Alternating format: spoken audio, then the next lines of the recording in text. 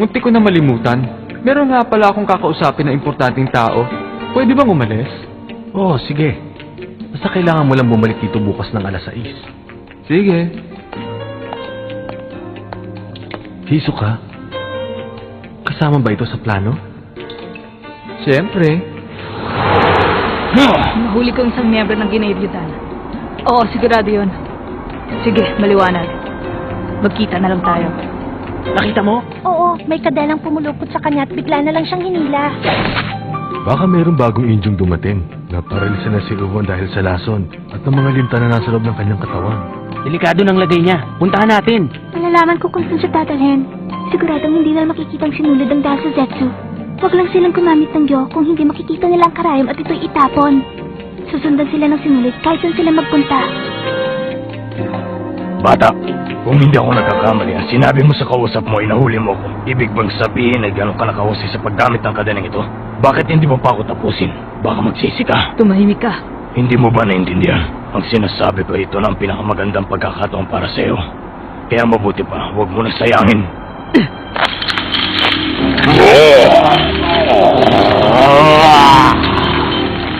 Sabi ko, tumahimik ka. Kakaibang kapangyarihan. Hindi lang dahil sa epekto ng laso. Masyado talaga siyang malakas. Ang kanyang kapangyarihan ay nagmula sa pagpapabunga. Pero kaya niyang gamitin ang pagpapalakas para magamit sa pagkikipaglaban ng kadenang ito. Hindi ako babagsak. Kailangan ko itong matagalan. Ang kapangyarihan ng kadena na ito ay gagamitin ko lamang para sa inyong grupo. Para mahuli ang Ginebiodan at mapagkaita ng kalayaan. Huwag mo siyang tapusin. Marami pa tayong kailangang impormasyon. Pag ginamit ko ang kapangyarihan nito sa isang taong hindi miyembro ng Ginebiodan, sa isang iglat lang ay babawiin niya rin ang aking buhay. Ang dalawang pangakong aking binitiwan, pakikipagsapalaran ang nagpapalakas sa kapangyarihan. Mas delikado, mas malakas na kapangyarihan ng Menas.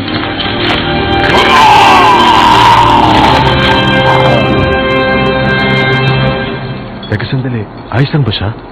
Walang problema. Sigurado ka? May sumusunod! Ano? Tignan niyo ang bilis nila! Ano bang nangyayari? Inilalayo na nga natin ang problema. Kung kunin ko siya, ang alam ko hindi nila tayo nakita.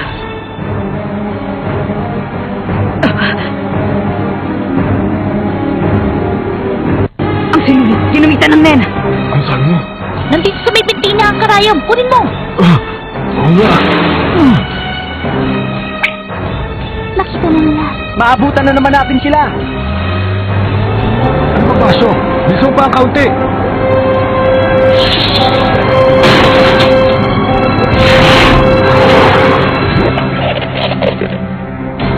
Ano nangyari? Bakit nawala sila?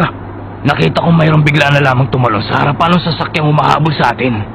Baka isa siya sa natitirang Injo. Tinuro niya ang madaling daan papunta sa syudad. Ayos!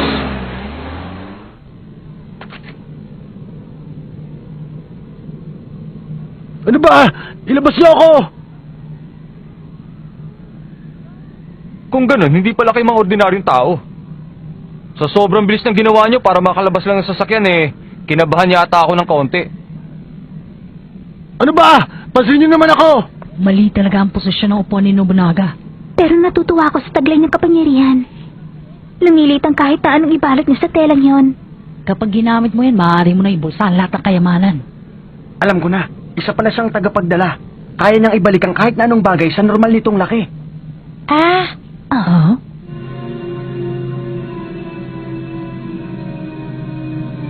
Ano ba talaga ang mga yan?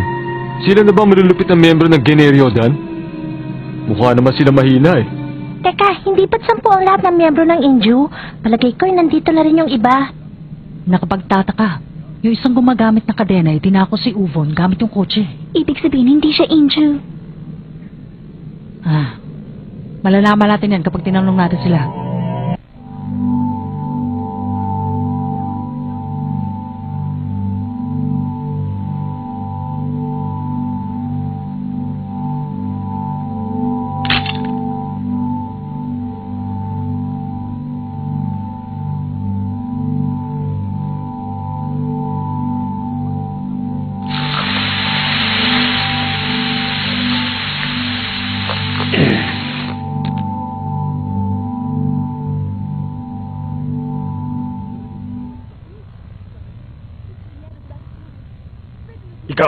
Gumising ka.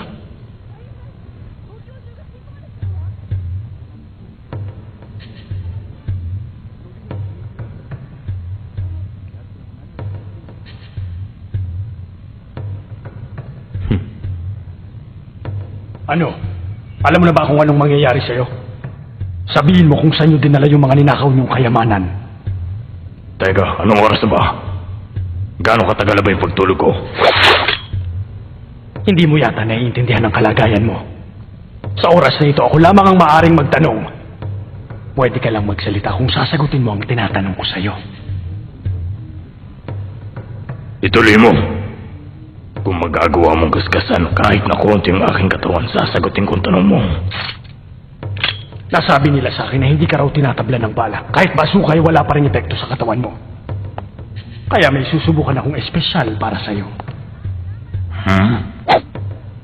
Mahusay ang espadang ito. May kakaiba siyang lakas. Kaya niyang palakasin ang kapangyarihan ng aking Nel. Ito na siguro ang huling barahang may pagmamalaki ko sa'yo. Pasensya ka na kung aabusuhin ko ang paggamit nito. Pero balita ko'y maganda raw ang pinakita mo laban sa mga Inju.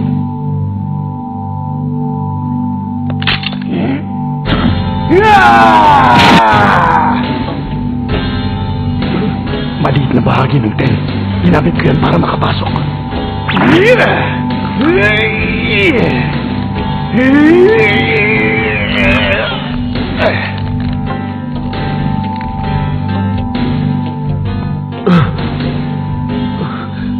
Anong lakas ang nasa isip meron siya? Kung ano ang nagpapatatag sa kanyang katawan ay hindi nagmumula sa kanyang aura. Ang kapangyarihan ng kanyang pag-iisip ay hindi naapektuhan kahit anong gawin sa kanya. Ang klase talaga. Kung titingnan ko ang pisikal na lakas, matatagalan ng kaunti bago ako makabawi. Tuwing ikaw walo ko nag-aapunan, ang pakiramdam ko sa aking tiyan ay hating gabi na. Wala akong pakialam dyan sa inyong espada. Basta ang tingin ko lang ay masyado siya mapurol. Pero ayos lang nun. Kahit hindi masyadong pumasok, nagasgasan pa rin ako. Para hindi naman sumama ang loob mo, sasagutin ko na rin ang mga tanong mo. Pero makikipagkasundo ka muna sa akin. Mabuti pang pakawala mo na ako dito at ibabalato ko na siyang buhay mo. Anong sinabi mo? Ang kailangan lang ng grupo ko ay yung mga kayamanan sa subastahan. Mukha namang wala kayong nalalaman tungkol doon, kaya wala akong pakialam sa inyo. Huh? Teka muna sandali, hindi ba't kayo ang kumuha ng mga iyon? Noong dumating kami, wala na laman yung vault. Kinuha na raw yun isa sa mga tinatawag nilang Inju. Nakakalungkot. Mukhang hindi kayo napagsabihan tungkol sa bagay niyo. Sa palagay ko, hindi siya nagsusunungaling. Hindi siya nagsisinungaling. Ibig sabihin, pati yung alok niya totoo. Ang lahat ay maaari magkamali. Sa mga oras na to ay wala pa kami nanakaw sa inyong samahan. Ano, tatanggalin mo na ba ito at magkukunwaring hindi mo makikita kung ano ang susunod na mangyari? Kung gagawin mo yan. Nasaan ang ibang panauhin? Huh? Nandun din ang mga kasamahan namin. Ganun ba? Patawad at hindi ko alam yon. Bakit nyo sila tinapos? Dahil kasama yun sa plano. Ilang buhay nang sinaing ninyo! Nagdahil lamang sa makasarili ninyong plano!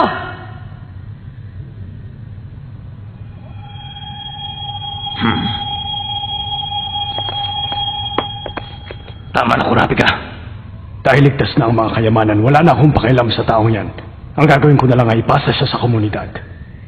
Huwag niyong kalilimutan. Ang misyon natin ay mapangalagaan ang kaligtasan ng ating boss at maibigay ang mga bagay na gusto niya. Tatawag lang ako. Ibig sabihin, hindi pa rin malinaw ang ating kasunduan. Hindi ako nakikipag-asundo sa tulad mo. Tigilan mo na yung kadadaldal mo at baka hindi ko mapigilan ang aking sarili. Ito si Dardzorn mula sa pamilya ng Nostrad. Nahuli ko na yung isa sa mga umatake sa subastahan. Ipapasa ko na siya sa inyo sa lalong madaling panahon. Talaga? Paano nangyari yun? Samantala yung mga Inju walang nagawa sa kanila. Tsaka ako nasasabihin, magpadala ka na lang ng tao dito. Kahit yung mga Inju walang nagawa. Oo, ang lahat ng mga Inju ay ubos na ngayon.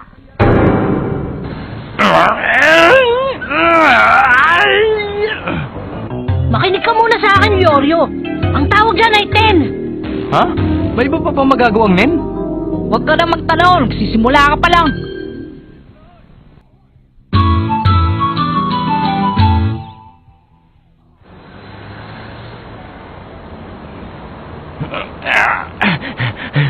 Huwag niyo sabihin na master niyo na rin to. Ako, napakadali lang yan eh. Hindi ba, Gon? Yorio, alam kong magagawa mo rin yan kaagad. Sana nga tama ka. Ayoko na. Sa akin tama na, Ten. Alis muna ako. Saan ka pupunta? Ano pa? Mamamasyal. Kaming gabi na. York New City, ang syudad na hindi natutulog. Para sa makasing edad ko, nagsisimula pa lang ang araw. Yoryo, Ano? kapag nakita mo si Kurapika, papuntahin mo naman siya dito. Alam namin marami siyang trabaho, pero gusto na siya makita ni Gon eh. Bakit ba ang batang paslit ay napakalupit mag-utos? Dapat na sinasabi mo, pakidala siya dito, Ginoong Leorio. Hindi ako paslit ni Yoryo ah. 10 pa lang ang yung natututunan, samantalang ako, alam ko ng lahat yan. Ikaw naman, para saan ba't matututunan ko rin lahat yan? Matulog na kayo na maaga para bumilis ang paglaki nyo. Ikaw talaga. Sana makita niya si Kurapika. Hindi to Whale Island, kaya imposibleng mangyari yun. Pero hindi natin alam. Malay mo. Sigurado kalapin niya tayo. Kaya ka nga bumili ng telepono eh, tsaka pinadala mo sa kanya ang numero mo, hindi ba? O paano? Mag-internet muna tayo habang wala si Yorio. Malay mo makakita tayo doon ng mga larawan ng mga babae magaganda. Gusto siya sa mga tulad nitong Mumarayang Hotel. Kaya maglibang na lang muna tayo.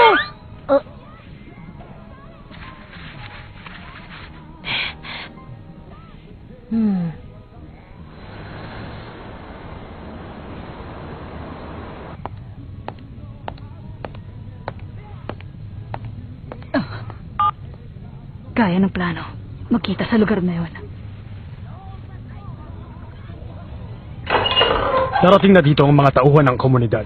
Ako na muna ang magbabantay sa kanya dito. Kaya magpahinga na lang muna kayo. Pero dapat tayong maging maingat. Siguraduhin yung painumin siya ng gamot para hindi siya makakilos. Darthorn, Ano yun? meron lang akong kakausaping tao. Lalabas muna ako. 2 oras lang. Sige, basta huwag kang lalampas sa oras na binigay mo. Salamat.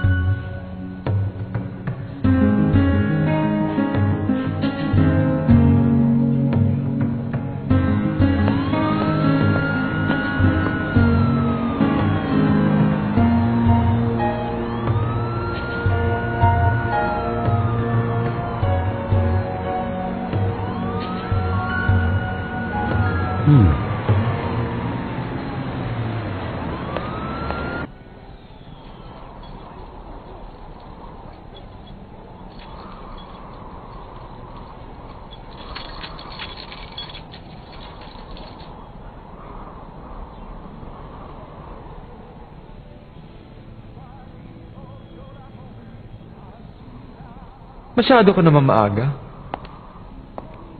Napakatamlay yata ng iyong itsura.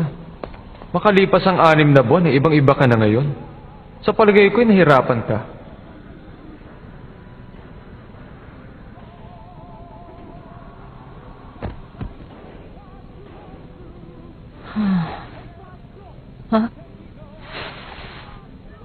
Kiluwa! Sandali! Kiluwa! Ha? May sinasabi ka ba? Sisimula pa lang magagandang party ko. Ayaw mo ba manood? Wag na lang! Bahala ka. Ang ganda-ganda nito eh. Aba, gising pa pala kayo? Yorio! Kumusta? Hindi mo ba siya nakita? Namasyal lang naman ako, hindi ba? Alam ko. Siya nga pala, Gon. Hindi ba sabi ko matulog ka na maaga? Bakit hindi mo gayahin si Kilua? Ha? Paano? Kiluwa! Mandaraya ka talaga ha! Magbunong braso tayo bukas ng umaga. Kapag hindi ka natulog, manghihina ka. Magandang gabi. Sige, magandang gabi.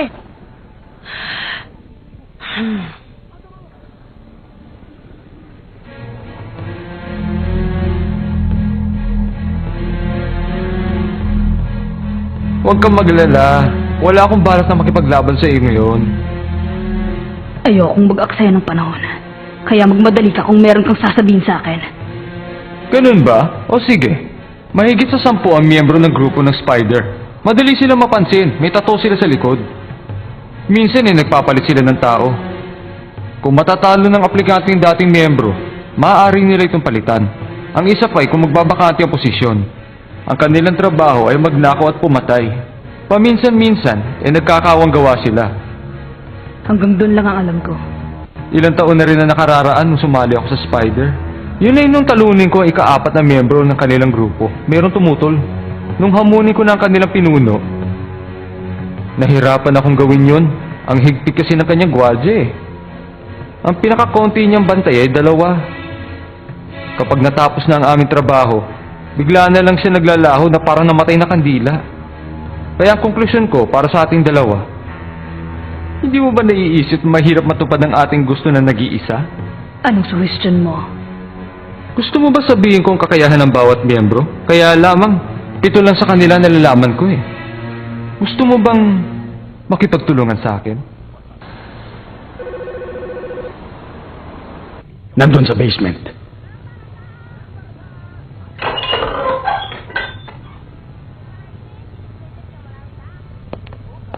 Hindi mo ba siya tinatapos? Hindi. Ginamitan ko lamang siya ng gamot. Bagay sa'yo ang suot-suot mo.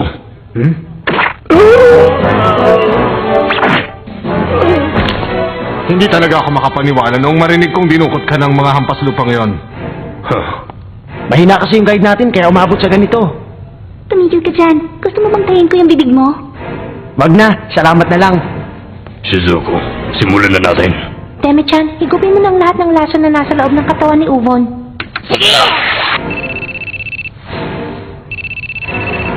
Ito yung... Tapos na paghikop.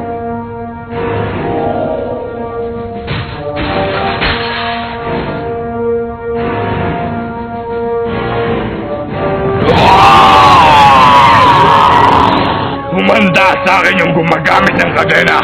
Pagbabayaran niya ang ginawa niya. Hindi ako titigil hanggat hindi naubos ang kanyang mga kasamahan. Hindi ka makakaalis ng basta-basta sa lugar na ito.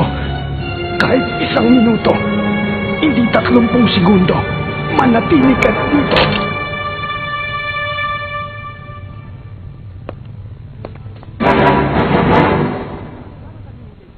Ano masasabi mo?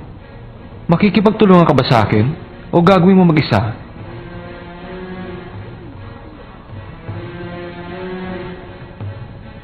Hisaka, may tatanong ako sa'yo. Alam mo ba kung nasan ang mga pulang mata? Kailan nangyari yung insidente? 5 taon na. Pasensya na, pero nangyari yun bago ako sumali sa grupo. Ang lahat ng mga nakukuha ay binibenta ng pinuno matapos niyang pagsawaan. Sa palagay ko, kasali dun yung mga pulang mata. Wala na akong ibang nalalaman. Isa lang ang masasabi ko. Hanggat hindi napipisa ang ulo, sigurado buhay pa rin ang gagamba. Sagutin mo. Ako ito. May problema ko, Rapika. Nakawala ang bihag. Ano? Mag-isa niya? Hindi. Mukhang nakarating na dito ang iba mga miyembro ng Ganiryotan. Nagpanggap sila mga tauhan ng komunidad. Nakapasok sila nung may tumawag sa pinuno. Sigurado ang ating pinuno ay... Nakatakas na sila. Masyado kasing maingay to sing Uvon eh. Nagsakripisyo siya para makatakas sa kanyang mga kasamahan. Bumalik na tayo tapos ng ating trabaho. Tapos na tayo sa mga Inju. Nakuha na rin natin ang kayamanan. Hindi maaari. Sabihin mo sa ating pinuno, hindi ako makakabalik hanggat hindi nagbabayad sa akin yung batang gumagamit ng kadena. Kasama ko si Dasi papunta sa Pattern B. Bumalik ka na dito. Sige. Mukha yata mahihirapan na akong istorbohin ka ngayon. Gusto ko magtulungan tayo, pero hindi ibig sabihin na magsasama na tayo. Ang gagawin lang natin ay papalitan ng impormasyon. Kung hindi magtutugma ang ating kondisyon, hindi kita pipilitin na makipagtulungan sa akin. Madali lang, di ba? Anong sagot mo? Bukas, magkikita ulit tayo.